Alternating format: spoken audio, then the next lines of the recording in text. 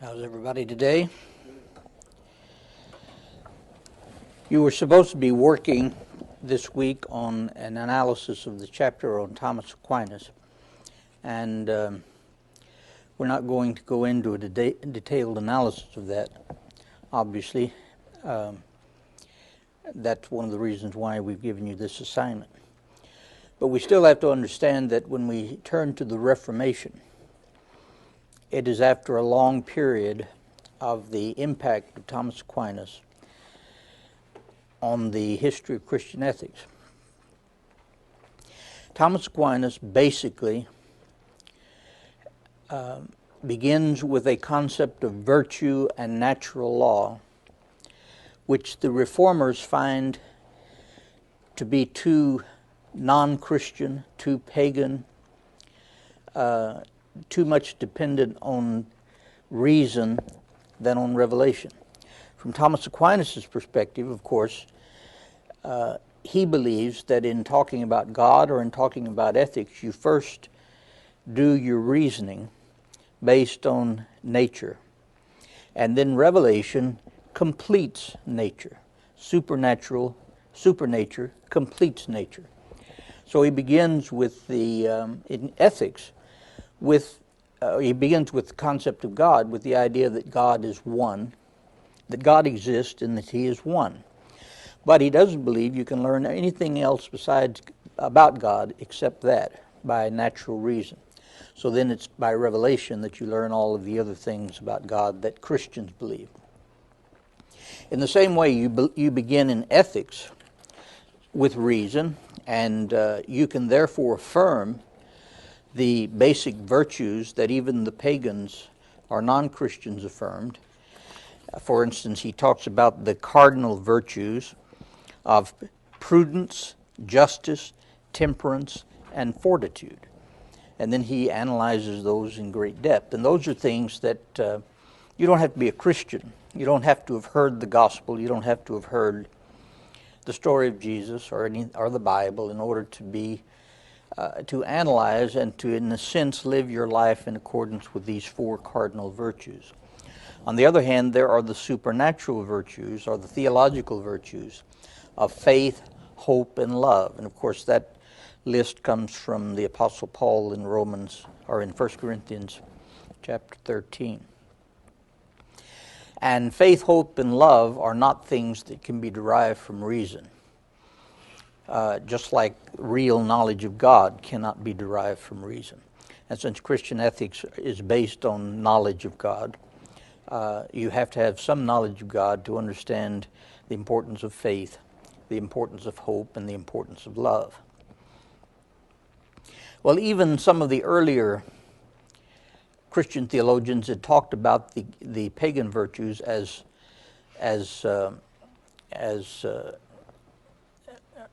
vices. Well, what did they mean by that? Well, they didn't mean that there wasn't anything good or substantial about the pagan virtues, but that they did not lead to the completion of human life, because human life can only be completed in relationship to the one who created human life and who gives human life its telos, or its goal. And so Thomas Aquinas is kind of keeping that tradition. That is, human life obviously has natural aspects of it. All human beings have something inside them that tells them, or at least gives them the possibility of recognizing the existence and the majesty of God. And everyone has inside them the possibility of understanding the telos, or what the reason for human creation is. Now, one of the implications, or one of the ramifications of Aristotelian ethics for our modern discussion of ethics is that a great deal of the discussion going on even today in American political and philosophical thought is a discussion that is based on natural law. For instance, the Roman Catholic position on contraception and on abortion is rooted in the Aristotelian, in fact, the Thomistic conception of natural law. It's not completely based in that, but that's where its root is. In other words, a Roman Catholic who believes that there is a kind of a natural law universal among human beings just cannot imagine how anyone can come up with the idea that ending the life of a fetus that has already begun can be considered to be natural and therefore ethical.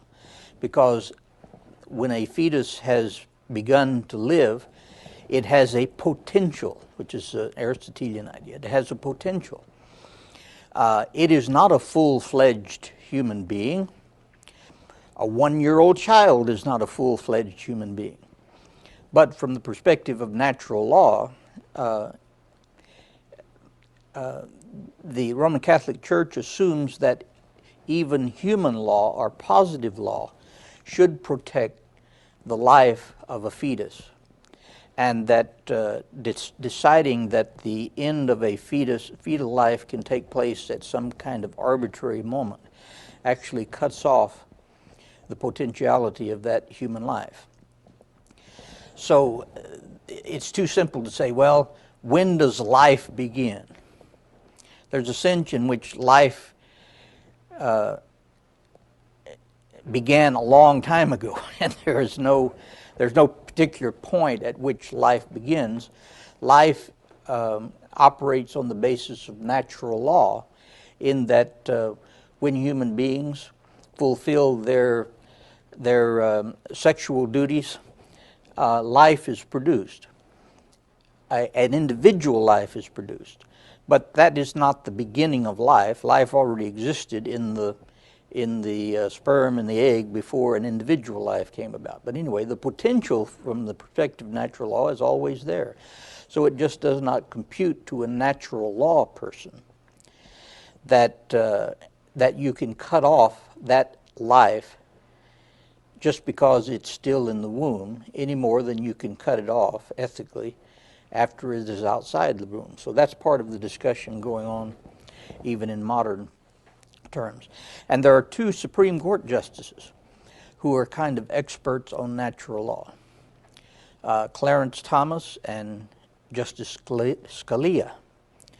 Both talk a great deal in some of their philosophical writings about natural law. So from their perspective, even though they are made Supreme Court justices and their primary job is to interpret the American Constitution, they still, in the back of their mind, have a conception of a higher law. And in this case, the higher law is natural law. And they, therefore, will have a tendency to vote in a way similar to, say, the Roman Catholic ethic would require them to. Not because it's Roman Catholic ethic, but because, from their perspective, it's a kind of an obvious derivation of natural law. When we move to Luther and Calvin, the Protestant Reformation burst on the scene in the early 16th century, breaking the medieval world apart and recasting the religious and political map of Europe. Now, that just is a statement of the political impact of the Reformation, but of course, in terms of Christian ethics, that was really the primary motivation of the Reformation, was theological and ethical. Luther wasn't that interested in political philosophy. He wasn't that interested in politics, though he does have an ethic of political life, and he has an ethic of social life. But his main problem with Aristotle was not particularly the way he thought about politics. The main problem with Aristotle was the way he thought about God, and the way he thought about how God was related to the world. Luther, in his little treatise called Christian Liberty, says, We are not saved by works, nor by the laws that command them. We are saved by faith. The Christian is free from all things. Such a person needs no works in order to be justified and saved, but receives these gifts in abundance from faith alone. Now, what Luther is reacting to is what he considers to be a whole period in church history in which salvation is understood as works righteousness, or as the result of working. Whether it's the result of working in a legalistic sense or even the result of working in a cooperative sense. From Luther's perspective, you've got the cart before the horse. And this, therefore, has a great deal to do with ethics. In fact, sometimes the critique of Luther is that he doesn't really have an ethic. He just has a doctrine of justification or a doctrine of salvation.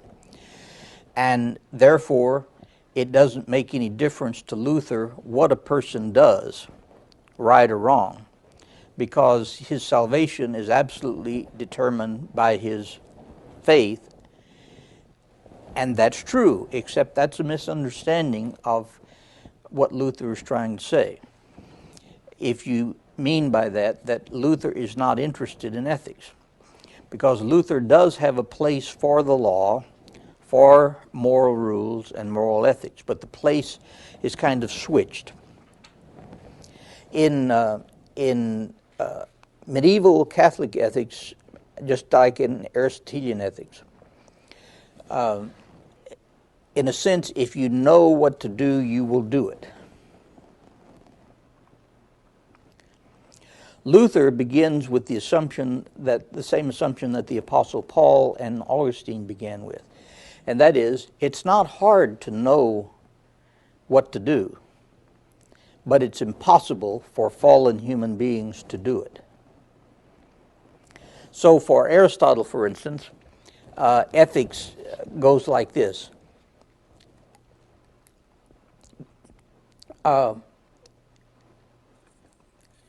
Act precedes being. That is, you act, you get into the habit of doing what is right. You know what is right. You get in the habit of doing what's right, and that will make you good. Act precedes being. Luther switches that. And in direct criticism of Thomism and Aristotelianism says that being precedes act. In other words, you cannot become good simply by trying to do good and getting into the habit of doing good. Habit is an important word in Aristotle and in Aquinas. And the scriptural reference for this idea, first of all, is the Pauline conception of justification, or being made righteous by faith rather than by works. In other words, you can't wait till you work up enough righteousness to be saved. You first have to be saved before you are put into a position where you can be righteous or do righteousness. And another source of this idea is Jesus talking about a tree. An evil tree cannot produce good fruit. A corrupt tree cannot produce good fruit. Only a good tree can produce good fruit. So the being has to precede the act. A human being has to be good before they can do good. Now you have to understand that Luther did not believe, did not have a doctrine like Wesley later had of perfection. So from Luther's perspective, human beings, even if they were saved, were never going to cease being sinful. They had just been taken out. They had been born again. They had been created anew. They were now a new creation. So now they were in a position to be and to do what God wanted them to be. But they couldn't accomplish that by studying ethics and studying the law and then putting the law into effect. The primary question addressed by Christian ethics thus ought not to be the consideration of works or moral precepts. And that's what all natural ethics is. You begin by consideration of moral precepts. Rather, it should be a consideration of the moral will itself. What is the status of the human will? There is nothing, that is, no thing, that's in and of itself evil. But what can be corrupted is the will, is the moral will of the human being. And from Luther's perspective, the moral will of the human being is corrupted, and it is bound by our fallen nature. We are not good because of the good things we do. The things we do are good because we are good. That is, we have been made good. There's a great deal of misunderstanding still in American culture, European culture, even among intellectuals and academics, that Christianity is the view, or the basic Christian view of human nature is that human beings are essentially evil. In fact, we're going to talk about John Calvin in just a minute. And John Calvin had a concept which is sometimes called total depravity. And a lot of modern people think total depravity means that human beings are essentially evil. That is not what total depravity means. John Calvin, just like Martin Luther, just like Augustine, just like Paul, just like Jesus, just like the prophets of the Old Testament, just like the author of Genesis, believe that human beings are essentially good. If they were not essentially good, they could not be redeemed. You can only redeem something that is essentially good. If human beings are essentially good, then you already have your answer as to why human beings are. If you believe that human beings are essentially evil, then you already have your answer to the reason why human beings are the way they are. If you believe that human beings are essentially good, then you have to have something like or equivalent to the Christian doctrine of sin. Because the Christian doctrine of sin has meaning only if you believe that human beings are essentially good. Now that's a simple idea, but it's a bad misunderstanding among lots of people, including lots of intellectuals in the modern world, that the doctrine of sin means that Christians believe that human beings are essentially evil. That's not what sin means. What sin means is that Christians believe that human beings are good, but they are fallen. And total depravity, I'm not necessarily defending the doctrine of total depravity, but I'm trying to explain what it is. Total depravity does not mean that we are totally and absolutely corrupt.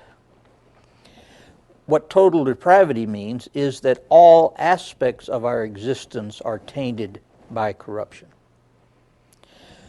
One of the problems is that the word depravity has a more modern meaning. When we talk about somebody being depraved, we're talking about a real slime ball, And so none of us wants to think about ourselves as depraved, as a slime ball who has no redeeming value and cannot be redeemed.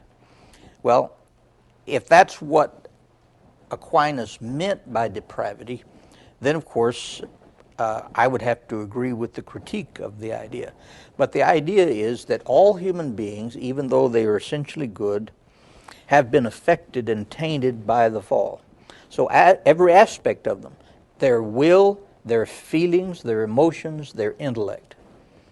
So you can't be saved either by your will, by your emotions or feelings, or by your intellect. There is nothing in you that has the power to save you. There is nothing in you that has the power to make you good.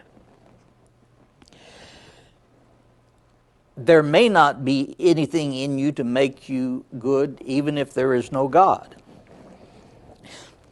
But in that case, we're just in trouble.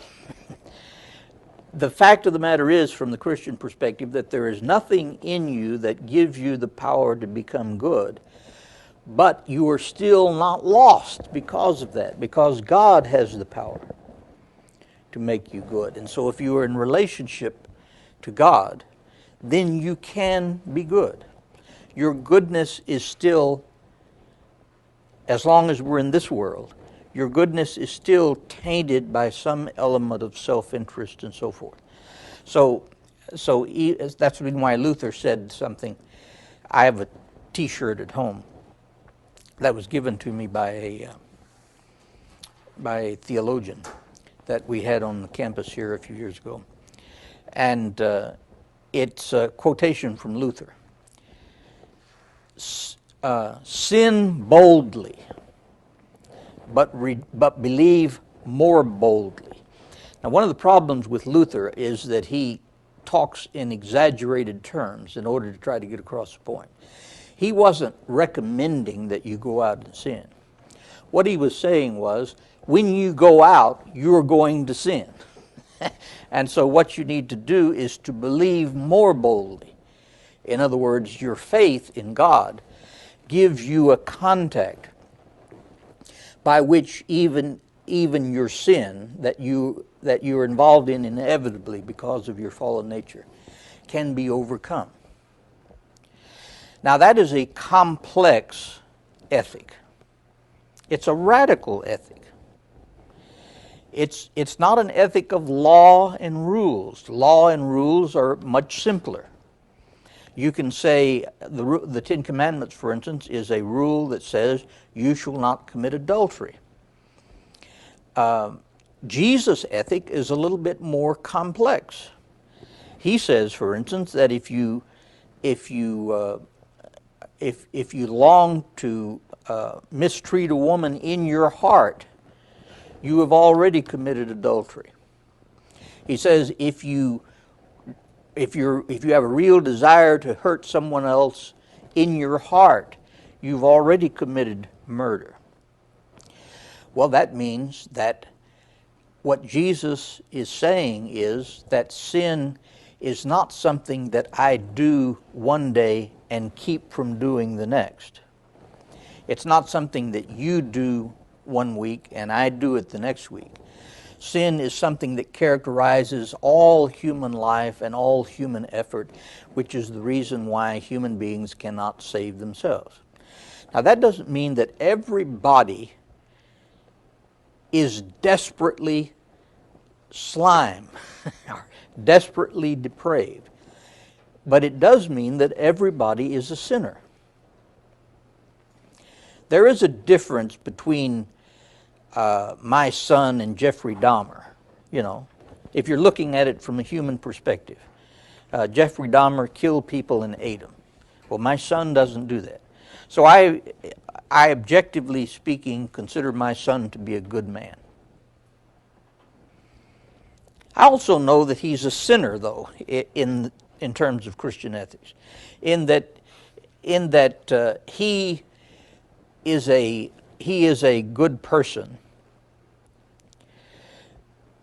from the perspective of the fact that he is the creation of God.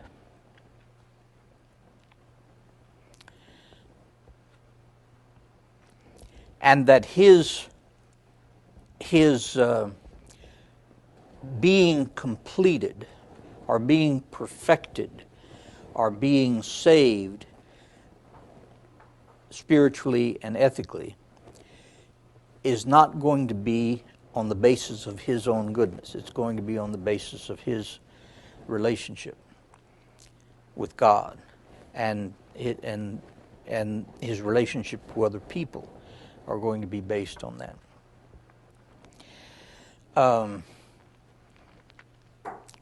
So from Luther's perspective then, a bad tree cannot produce good fruit.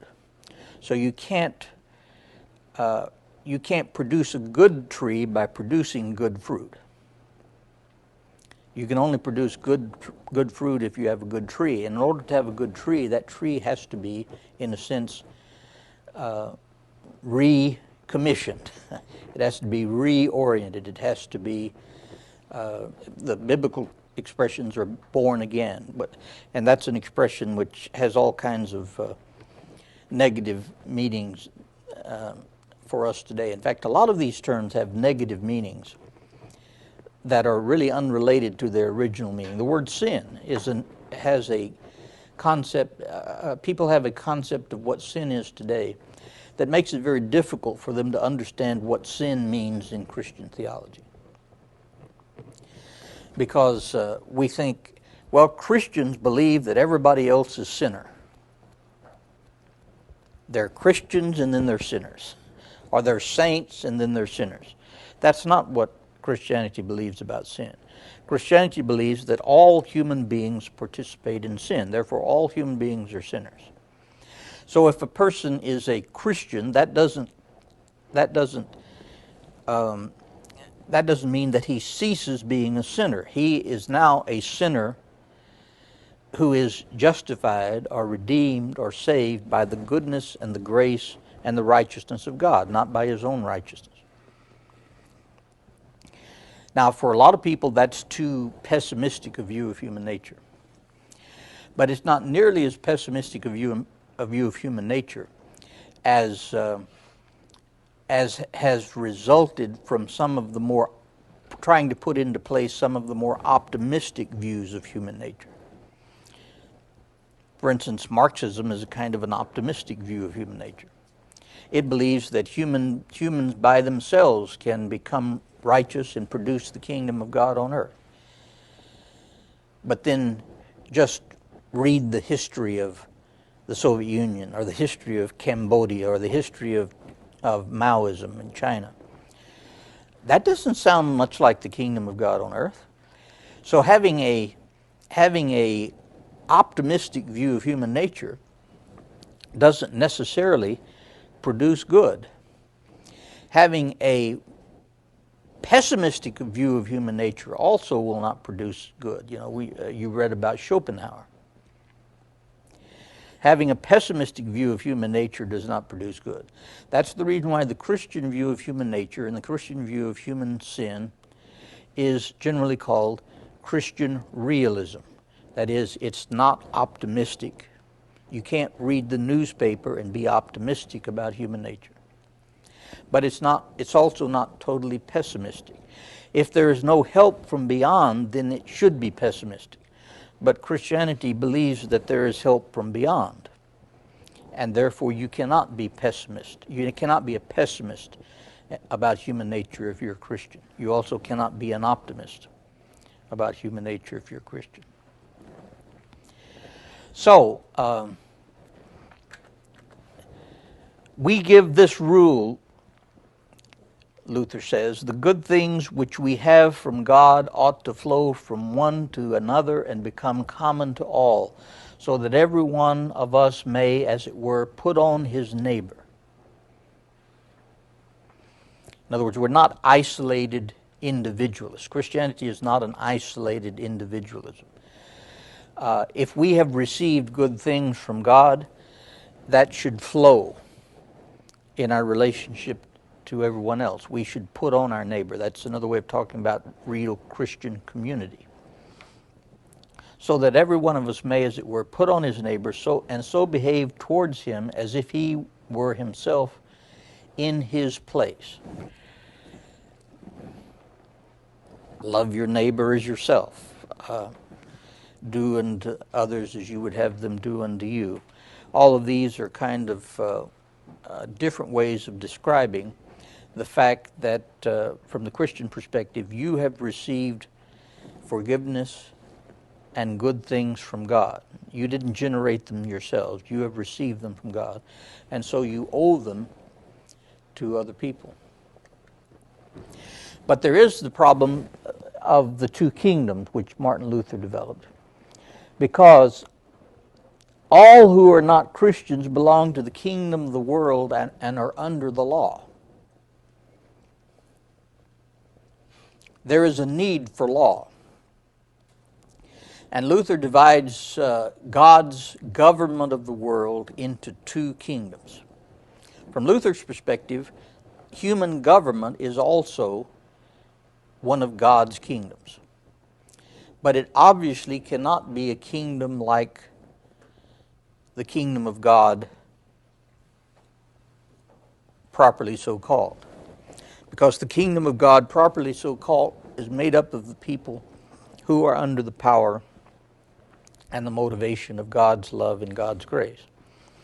That means that most people, including, by the way, Luther says, a large number of people are in the church. You know, Augustine made the point that you can't tell whether a person is really a Christian just because he's in the church. The modern word for Christian is that anybody who's a member of the Christian church is a Christian. But of course, that is a sociological definition of the word Christian, a statistical definition of the word Christian. That is not a theological definition of the word Christian. So from Luther's perspective, even most people in the church need the second kingdom, that is the law or the government, to keep them from killing one another. And in Luther's more honest moments and his more consistent moments, he would say that everybody in the church still needs the government. Because even as good as we think we are, sometimes our own self-interest will lead us to do things that are not in the interest of other people, and that's the reason why you have to have laws to keep you from trespassing on the interests of other people. Evil in this world must be restrained. It is no act of love to fail to resist evil. In the early church, you remember, the early Christians were pacifists. They had no stake in what the police did. They had no stake in what the government did. But even then, they recognized the government as a servant of God. That is, that the government did the work of God by keeping people, even people who weren't Christians, but also even Christians, if they fell into this category, from hurting one another and from killing one another. A Christian community should be a place where you don't need to call the police very often. But sometimes you need to call the police even in a Christian community. Because you need to protect others, not to protect yourself. Now, I have a hard time being a pacifist in this original sense. You know, I would probably have the tendency to dial 911 if somebody started beating me up. But even these older theologians made a very clear distinction between resisting evil yourself personally, particularly showing vengeance personally, and resisting evil when it's done to others. And from their perspective, that's the only justification for police. But since there is justification for police and armies, if they're just, then Luther said, you as a Christian can participate in them yourself.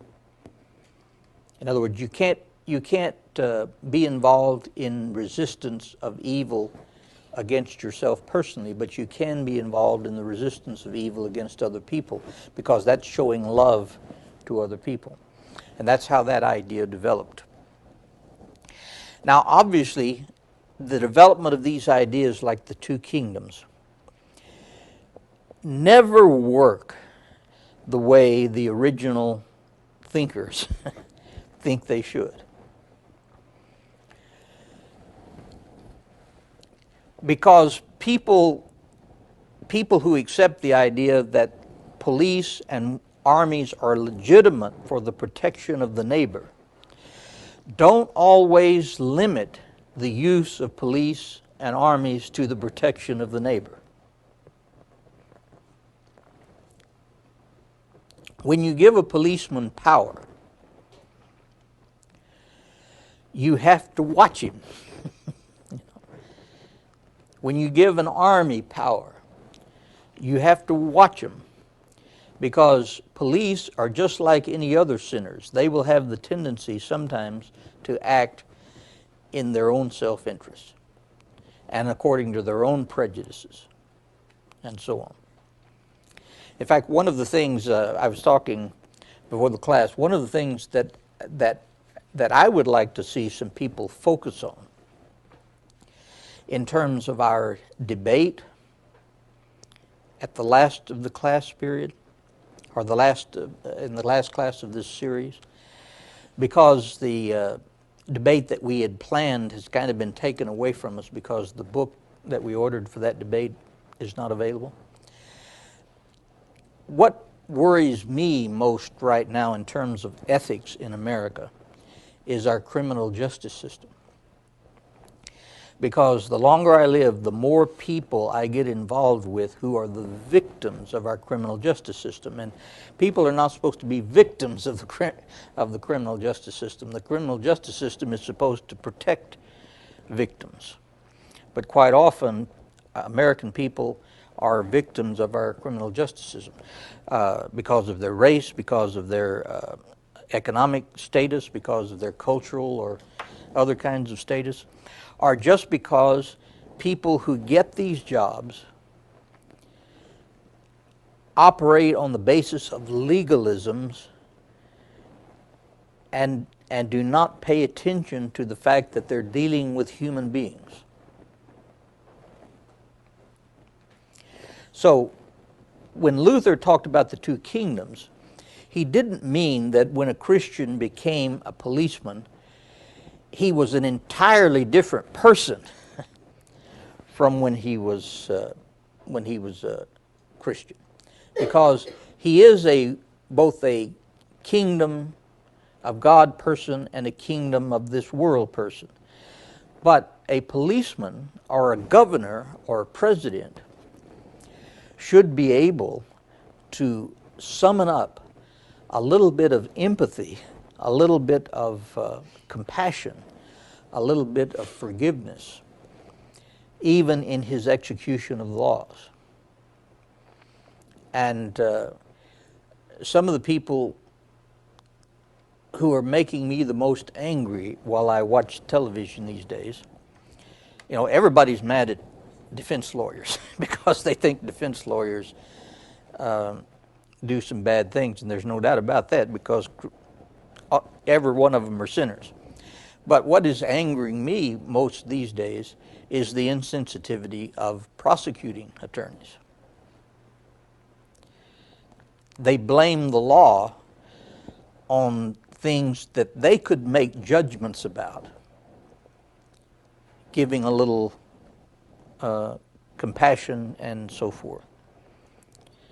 But some prosecuting attorneys run on the basis that they are hard-nosed and they will put anybody's butt in jail that they can get hold of. You know, and so to me, that is an important ethical problem that we're now dealing with, especially in light of the fact that America has more people in jail than any other civilized country except the Soviet Union and South Africa. And a large percentage of our young people are in jail. And a large percentage of them are in jail because they've been guilty of nonviolent crimes, or even because they are mentally ill and needed some help that they didn't get. And so we're paying more money to keep them in jail than it would cost to get them the help that they need. So there are a lot of issues. The issue of capital punishment. I think you can be a Christian and have different views of capital punishment. But on the other hand, it might be that depending on the circumstances, you might have a different view of capital punishment. In other words, if it becomes quite evident that the view we used to have, that everybody who gets executed deserves to be executed because he has received a fair trial and everything has been done justly and on the up and up, and so forth. When we believe that, and it becomes more evident every day that that's not the way our justice system works, because that would be a utopian ideal. Then maybe we need to look at the way the execution system works. In other words, is Texas a more righteous place because it executes more people than anybody else?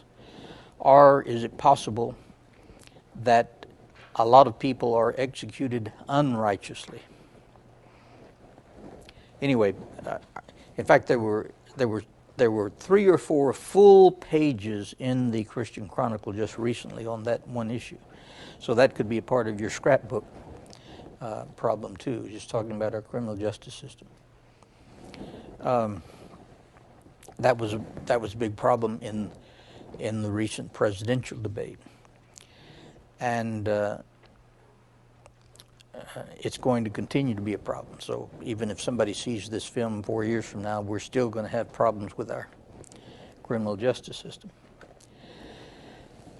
There was a problem with Luther's concept of the 2 kingdoms, a very real historical problem, in that Luther's doctrine of the 2 kingdoms was interpreted in such a way that many times Lutherans acquiesced to the rise of Nazism. In other words, if you believe that the government and the governor or the president or the chancellor is a servant of God, and you expect him to protect the rights of people, but after a while you begin to realize that not only is this man not the servant of God, but he's not protecting the rights of anybody. He's not protecting anybody but himself. And that perhaps the way he's going, he may actually be one of the most horrible leaders or rulers in the history of the world. Perhaps Christian ethics should evaluate that and not just say, well, Christians just ought to obey the government. I don't think that's what Luther intended, but that's the way Luther's 2 kingdom theory was kind of interpreted by a lot of people. And that had very bad consequences in the 20th century. But anyway, he distinguished between personal self-defense, which he rejected as contrary to Christian love, and the defense of others, which he considered to be an expression of that same love. So in principle, the 2 kingdom theory should have been, since it's the defense of others, the 2 kingdom theory should have been one by which Lutherans and other Christians in Germany should have been able, on the basis of Christian ethics, to have put a stop to Nazism and Hitlerism before it became unstoppable. After it became unstoppable, then not much you can do about it.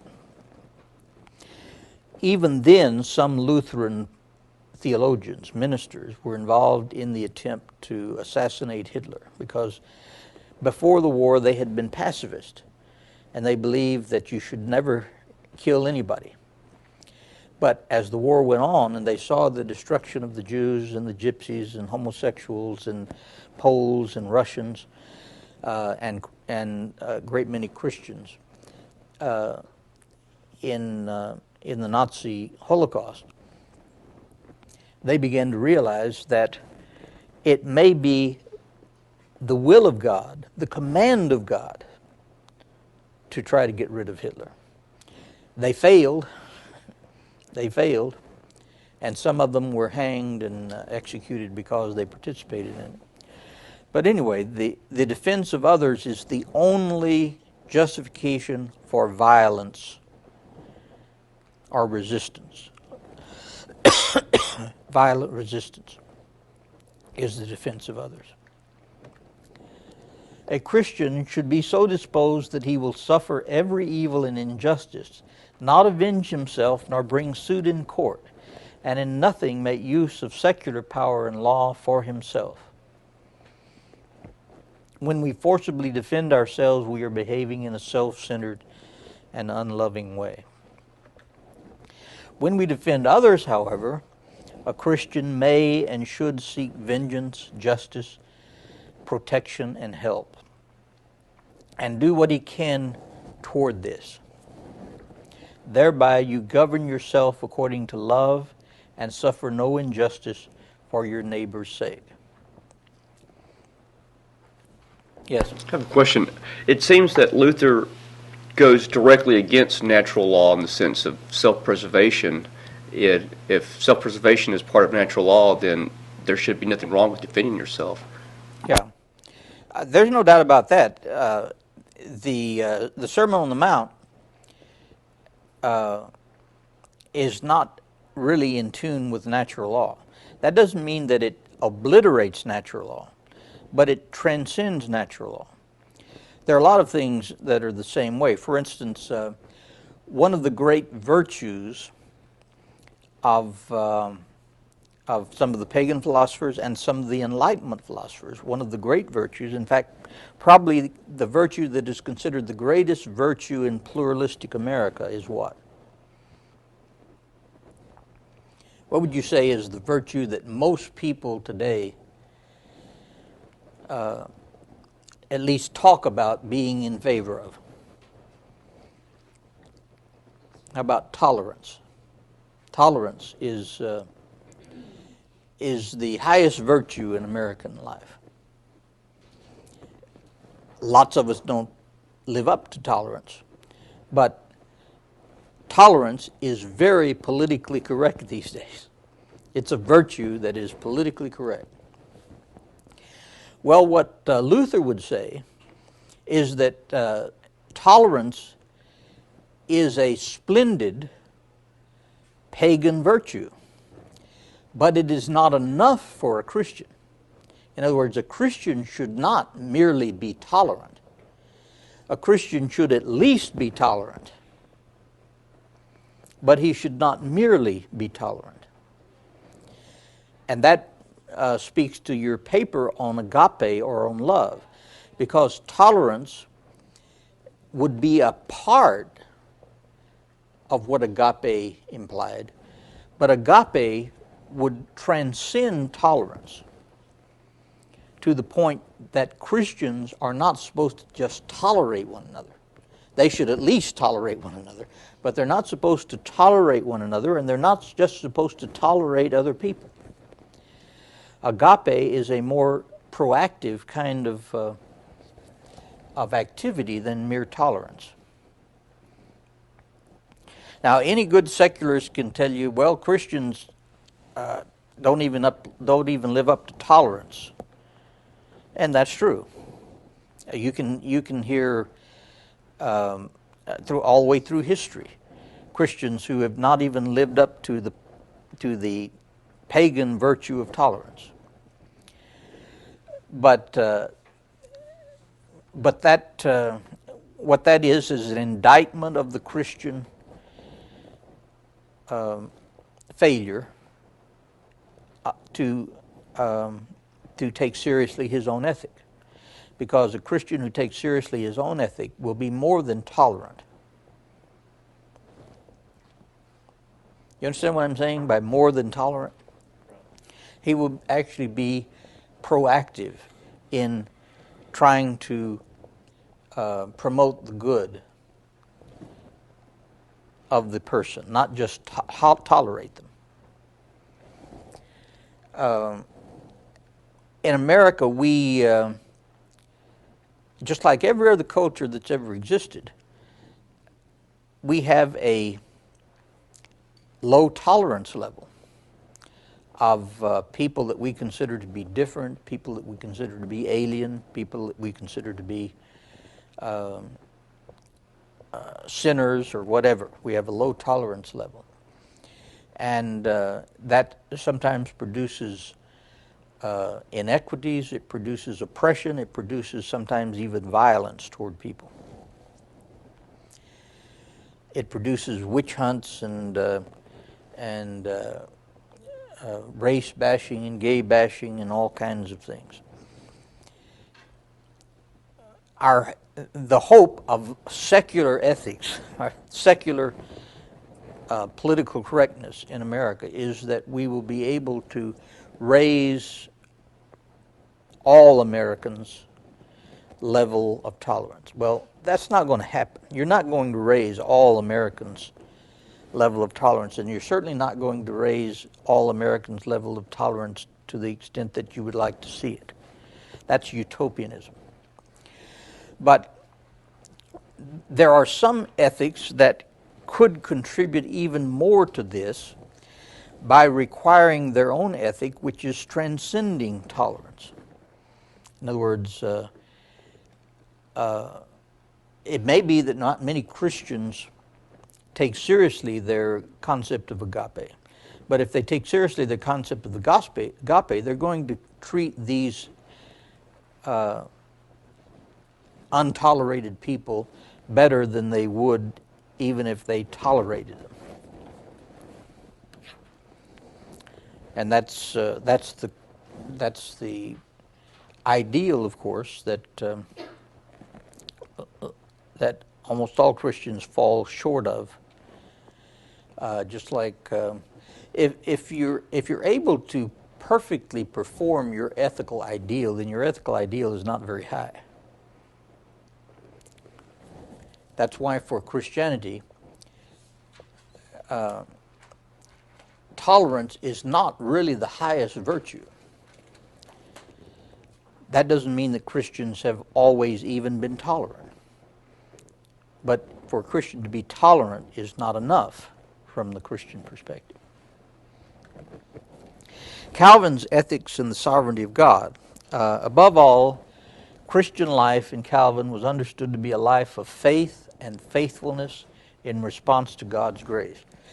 Now, it's important to look at Calvin because when we think of the Reformation, we usually think of Luther because he is the spark plug of the Reformation. He's the Pope called the wild boar in the vineyard. He's a very volatile kind of personality. He's not as systematic a thinker as John Calvin is. But John Calvin's form of the Reformation is the one that had by far the most impact on England, on English-speaking peoples, and on America. If you want to know what is the religion that has had the most impact on America thus far, it is Calvinism. Because when you talk about Calvinism, you're talking about, first of all, the Puritans, the Pilgrims. You're talking about the Reformed people who established New York City. You're talking about the Presbyterians, Scottish Presbyterians, and Irish Presbyterians who were the second great wave. In other words, several of the first waves of American immigrants were Calvinists. They established the universities, they established the school systems, they established the work ethic, they established the language, they established the way of looking at almost everything. And they in turn became intolerant of further waves of immigration, for instance by Catholics and other people. And one of the reasons why they were intolerant of other immigrations is because the institutions that they had established had a tone of Calvinism. And so they had a hard time relating to Catholicism. Even though Catholics and Calvinists are all Christians, you still develop a culture of your own. And the Calvinist culture was basically the original culture of the American colonies, even among Anglicans and Episcopalians, and even among Enlightenment people. Calvinist ethic, the Protestant work ethic, was common not only to Puritan preachers, but to Thomas Jefferson and even Benjamin Franklin. Benjamin Franklin's sex ethics weren't very Puritan, but his work ethic and and his educational ethic and things like that were Puritan. So what we can say is that since American culture and American education was largely begun by a kind of an injection of Calvinism into American culture at the very beginning, even though it has become largely much more pluralistic and is becoming more pluralistic as we go along, still when people assimilate into American culture, they take on some Calvinist ways of doing things. For instance, American democracy and American capitalism cannot be understood without understanding Calvinism. Calvinists were the first first Christians to officially allow money to be lent at interest, which of course is one of the bases of capitalism. The Puritans were the ones who, because of their work ethic, produced wealth, which they did not believe they had the right to consume upon themselves. So if you produce wealth, enough to take care of your family, enough to take care of everybody that you love, and then enough to take care of anybody in the community who needs it, and still have wealth left over, what do you call that? That's capital. That's capital that you can now put into something else. So almost all of the capitalists of the 18th and 19th century were Puritans or the descendants of Puritans. And the Democratic, even though Calvin was not a Democrat in the modern sense of the word, if it weren't for some of the ways in which he understood the relationship between the government to the people, democratic thought as we know it would not have developed. There were other inputs into American democracy, but one of the important inputs was the covenantal theology of Calvinism. So I've already talked about a couple of things that people, because America became ostensibly a very anti-Calvinist culture. If you mention Puritans to Americans, they gag, because they don't realize that, first of all, they have a very non-historical understanding of who the Puritans were and what they did. But they also don't recognize that some of the things in America that we value the highest are things that we got from our Calvinist ancestors. Even almost all the presidents of the United States were educated at Calvinist schools. Even John Kennedy, who was a Roman Catholic, was a Harvard graduate. So economic philosophy, political philosophy, educational philosophy, all kinds of things are these original Calvinist Ivy League schools are the repository of those things. And when John Kennedy ran for president, since he was a Roman Catholic, he had to prove to a great many of Americans that he was more Calvinist in his way of thinking. Now, but the problem is, when we think of Calvinists, we think of predestination, we think of total depravity, we think of puritanical sexual ethics and so forth. And the first thing we need to understand is that we don't understand what those mean. But the second is that, and we're probably more in favor of those than we sometimes think we are. But the second thing is that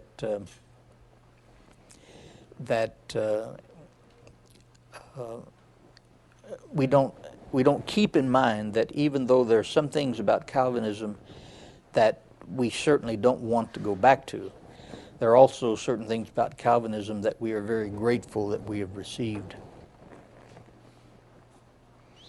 which has made American democracy, English democracy, Dutch democracy, since these are all Calvinist countries, different from other kinds of culture. For Calvin, God chooses whom to give his salvation. Indeed, from all time, God has, in the ineffable mystery of the divine will, known who will receive the gift and who will not. Now, that just didn't make sense to Americans. That's what I mean by the fact that Americans have become anti-Calvinist in very significant ways. Americans' conception of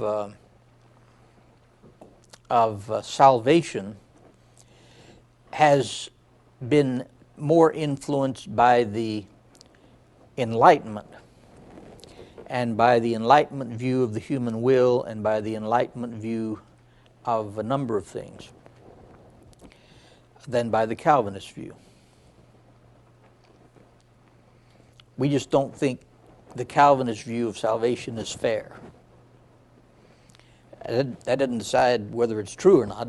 We just don't feel like it's fair. And you can understand that, because Calvin just talked in a way which for him was quite reasonable, because he understood something which is hard, or he believed something which is hard for us to believe, and that is that all human beings deserve to go to hell. And so if even one human being doesn't go to hell, that is a triumph of the grace of God. So from his perspective, human beings shouldn't gripe or fuss about the fact that they're going to hell. If they're going to hell, that's because they deserve to go to hell. Well, we have a hard time thinking that way these days. And so we put a lot more stock in the freedom of the will and in the freedom of choosing. And so our concept of faith is somewhat different. For Calvin, faith meant to respond to the decree of God, to the grace of God.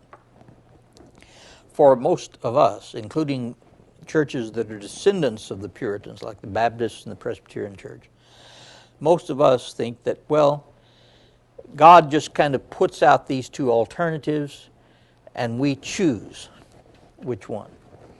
Well, both of these are ways in which Christians have understood the mystery of salvation. It still remains a mystery. You know, our American way of thinking about salvation is certainly more likable, but it doesn't necessarily mean that it really explains everything. And that's what Luther and Calvin and Augustine were trying to explain. If God is gracious God and wants everybody to be saved, why is it that some people are not saved? And each one of them has a slightly different way of explaining why there are some people not saved. Yes? From the viewpoint of these two authors, of Luther and Calvin, I guess in their belief that man is justified by faith only and not by works, how would they, I guess I'm wondering, how would they address or maybe even reconcile, say, the second chapter of James, which says that faith without works is dead? And, you know, could you tell us how maybe they would examine something like that, how they would address that or answer that? Yeah. They would interpret it, they're very intelligent people, and they would interpret Paul and James as being compatible. And they would do it, first of all, by saying that you have to understand that exegetically, that faith in one verse may mean something slightly different from faith in another, or that works in one verse may mean something different from works in the other. Luther, in fact, hated to have to go through all this explanation, so he didn't like the book of James. He said the book of James was a strawy epistle. That is, it didn't really clearly state the apostolic doctrine. He left it in the Bible, but he wasn't a fundamentalist literalist about the Bible. He thought that Paul explained the gospel better than James did. But it's quite possible, and Christian theologians have over the years shown the compatibility of these, because one of the problems with the doctrine of justification by grace, actually it's more properly doctrine of justification by grace through faith. Sometimes we shorten it to salvation by faith. And when we do that, sometimes we're thinking of faith as within itself a human work. That's a lot of what I hear in preaching today. Faith is kind of a human work. But for Luther, the better way to say it is, and for Calvin, by grace through faith. That's actually a quotation from Paul. We're justified by grace through faith. That means that 100% of our justification comes from the mercy of God. None of it comes from our own activity. Even our faith does not save us, except that it accepts the salvation. Faith is the acceptance of the salvation that God gives as a free gift. One of the problems modern people have is, for instance, when Luther gave out his doctrine of justification by grace through faith without works, and talked about the bondage of the will. That is, the human will is so bound that it cannot accept the grace of God. It cannot choose the grace of God. It cannot choose the good. So God has to come in, so to speak, and unloosen the human will by the power of His grace and the Spirit, before even the will can be directed back toward God. Well, the great humanist Erasmus, the Roman Catholic humanist Erasmus, really balked at that idea. And so he debated with Luther on the freedom of the will. And I think part of the problem is that Erasmus and other people who just dismiss Luther's concept of the will are doing it for what I call pedagogical grounds. You know what pedagogical means? It means the way you're supposed to teach. It's very difficult to teach as radical a gospel as Paul preaches to ordinary people, because the question immediately comes up, then you don't have to do good in order to be saved. Well, that's not the problem. What Luther and Calvin are trying to say is, when you're talking about the basis of salvation, the will not do it. Human effort will not do it. But when you're talking about human effort, Christians should put forth more human effort than anybody. But they have to first be put into proper relationship. In other words, they first have to be justified, because they can work all their lives and never do enough good works to be justified. So what Luther says is that we want to be very clear on what the starting point is. The starting point is that God loosens our will, gives us justification, gives us righteousness, and then on the basis of that, we can do God's will. But we can't get up one morning and say, well, I'm going to do God's will for a few years and then be saved. That's not the way it works. And a lot of people who critique Luther and Paul critique them as if they are what are called antinomians. That is, that they are against law. Paul is not against law. Every time Paul, in fact, Calvin and Luther both have statements about the uses of the law. The law is extremely useful. It's not useful for saving us, since we can't keep it. And the only way the law can save us is if we keep it. But the law is very useful. Calvin, for instance, on page 118 of Woggeman says, There are three uses of the law. First use is as evidence to us of our moral powerlessness apart from the grace of God. So, when you read the law, the purpose for reading the law, original purpose for reading the law, is not to learn what to do to be saved, because doing what the law commands cannot save you because you can't do it. So the first purpose of the law is to show how powerless we are. That's from Luther and Calvin's perspective, the purpose of the Sermon on the Mount. It's not to tell us what we have to do to be saved, because we can't do that. It's to tell us that we are powerless to save ourselves. We are murderers. We are thieves. As Luther would put it, you are not a thief because you steal. That's kind of an Aristotelian view. You steal because you are a thief. And so what has to happen is that your being a thief has to be erased. It has to be, your nature has to be redeemed from being a thief. And only then can you not be a thief. So the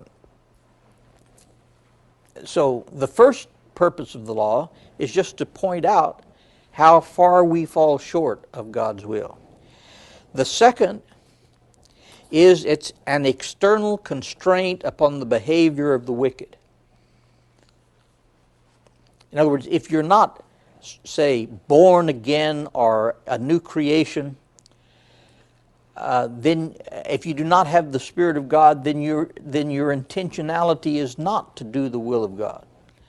So one purpose of the law is to point out to wicked people what it is to do God's will. It is to not commit adultery. It's not to kill. And the third is as a teaching tool for the believers, so that they may learn more thoroughly each day the nature of the Lord's will to which they aspire. So what you need to understand is that this is a theological, this is a question of soteriology. That is a question of salvation, not a question of ethics. First, you have to be saved in the Christian perspective before you can then talk about ethics. First, you have to believe and accept the righteousness of God before you can then start on the journey of being righteous.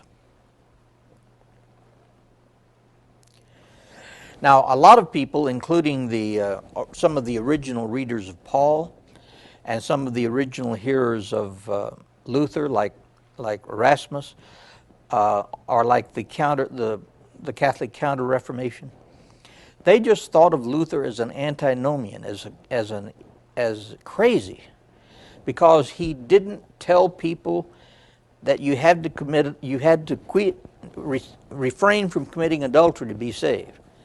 Well, Luther didn't believe that Christians ought to commit adultery, but he didn't believe that they could save themselves by refusing to commit adultery.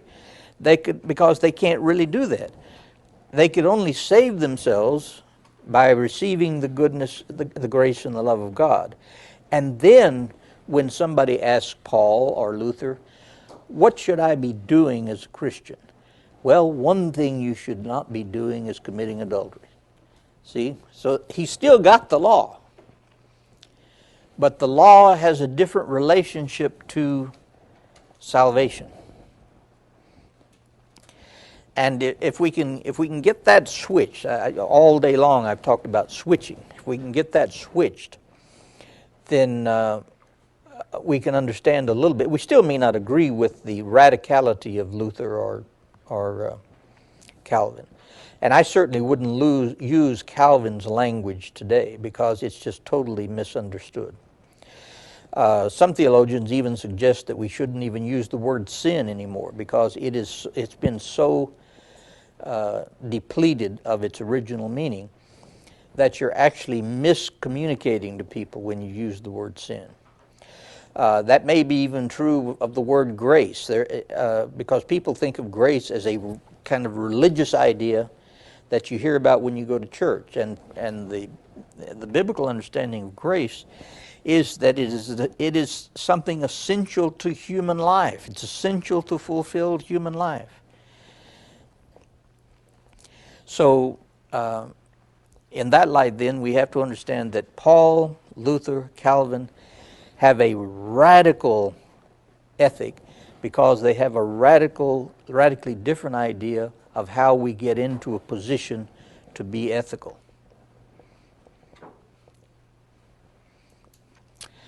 Okay, next time we'll carry on.